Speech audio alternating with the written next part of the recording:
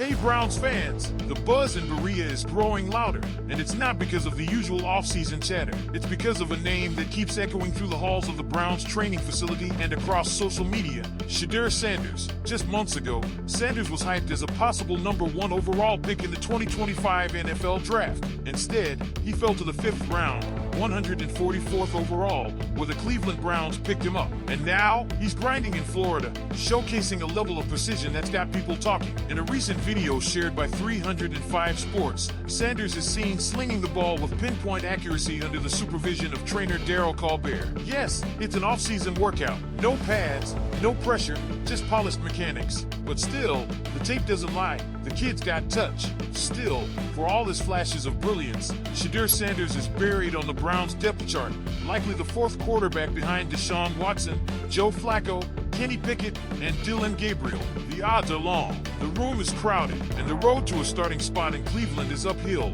paved with what-ifs and guarded by veterans who've seen it all. Yet Sanders keeps showing up, keeps working, as if he knows that all it takes is one moment, one twist of fate, an injury, a slump, a chance to rewrite his story. But it's not all smooth sailing. The same offseason that saw him dazzling in Florida drills also saw him pulled over twice in 2 weeks for excessive speeding, once clocked at over 100 miles per hour.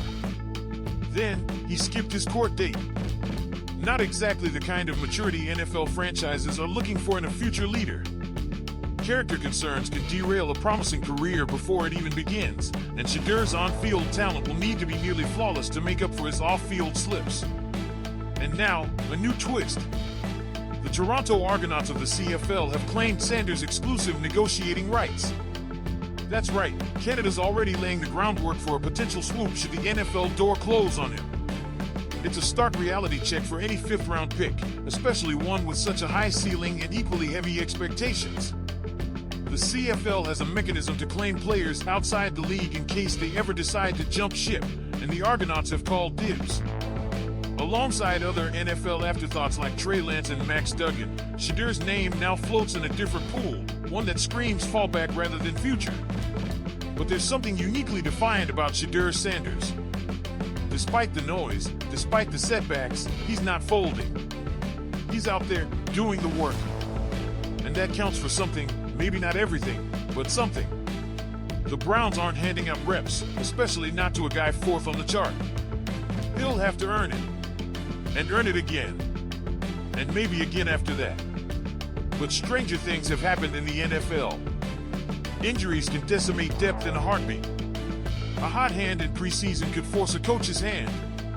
And who knows? If Watson's health becomes a concern, if Flacco or Pickett falter, if Gabriel isn't ready, Shedeur might just be the next man up. While Sanders battles uphill, another roster dilemma is brewing, this time on the defensive side of the ball. Veteran linebacker Jordan Hicks finds himself on the bubble. He's played well when he's played. But availability has been an issue, and age isn't on his side. Analyst Damon Wolf put it bluntly, if Nathaniel Watson shines in camp, Hicks could be the odd man out. It's harsh, but it's the NFL, not for long, especially when youth and durability are the currency of choice. The Browns are clearly leaning into a youth movement.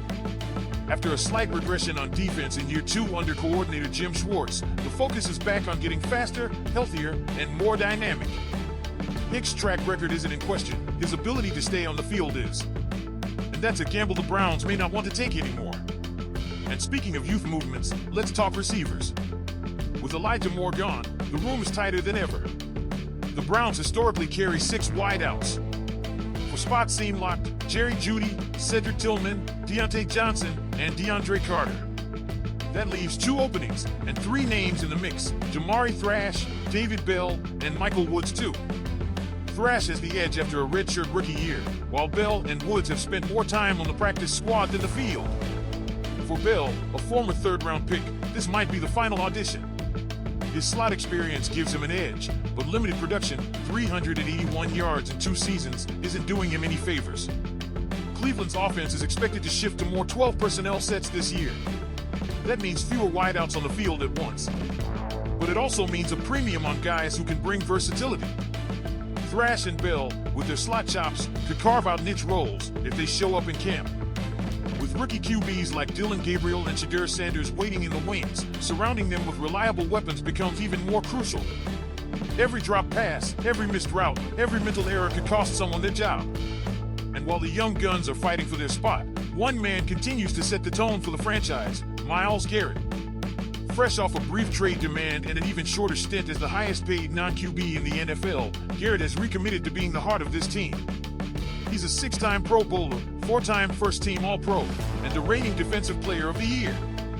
But more than the accolades, it's his mindset that's setting the tone in 2025. Garrett wants this to be his best year yet. And he's backing it up with leadership, intensity, and a belief that this defense is clicking under Schwartz. That's a lot to chew on. But this is the NFL, every camp, every rep, every decision matters. So now we turn it over to you, Dog Pound. What do you think about Shedeur Sanders' chances in Cleveland? Is his raw talent enough to rise through the ranks, or do the off-field issues cast too long a shadow? Could Jordan Hicks survive the youth push? And who wins the final receiver spots? Let us know in the comments. And as we dig even deeper into this evolving Browns narrative, one name continues to hover in the shadows, David Bell. For a player once pegged as a high-floor, low-ceiling option, the clock is ticking faster than ever. Drafted in the third round after the Anthony Schwartz experiment failed, Bell was supposed to bring reliability to a receiver room that desperately needed it. But 381 yards over 2 full seasons? That's not enough. Not in this league. Not on this team. The Browns gave him chances, real ones. Yet, in 2023, Bell saw just 5 pass snaps in Week 2 against Jacksonville. And that was pretty much it. It's not about a lack of targets anymore. It's about trust. The coaches didn't put him out there, and that says more than any stat line ever could. He's hanging on by a thread, and Jamari Thrash is pulling at that thread every day in camp. Thrash may not have seen the field last year, but he's young, hungry, and versatile. And right now, that's what Cleveland needs. With Judy, Tillman, and Johnson expected to dominate outside reps, the battle for slot duty could come down to who makes the most of every rep in training camp. Bell's edge is his experience inside, but that's not enough unless he turns it into production fast. And don't forget, it's not just about who plays well. It's about who fits. The Browns' offense will be shifting its identity this year. With more two tight end sets, fewer receivers will be on the field at once. The margin for error shrinks. If you're WR5 or WR6, you better contribute on special teams, block well, and bring something unique. Otherwise, the cut line is coming fast. Now, back to the quarterback situation, because no matter how solid the roster looks elsewhere, everything eventually comes back to that position. Shedeur Sanders isn't just battling for other quarterbacks, he's battling perception.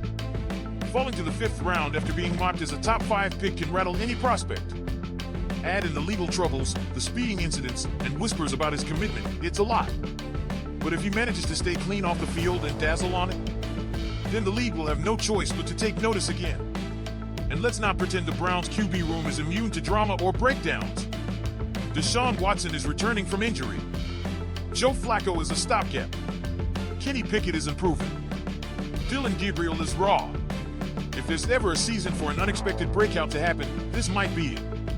So maybe, just maybe, Shedeur's moment is closer than we think. We've covered it all, Browns fans. Now it's your turn. Leave a comment below. Who do you think will fill the remaining wide receiver spots? Does David Bell deserve another chance? And could Shedeur Sanders really become a future QB1 in Cleveland? Let's hear your thoughts. Don't forget to subscribe to the channel and like this video. Let's go, Browns!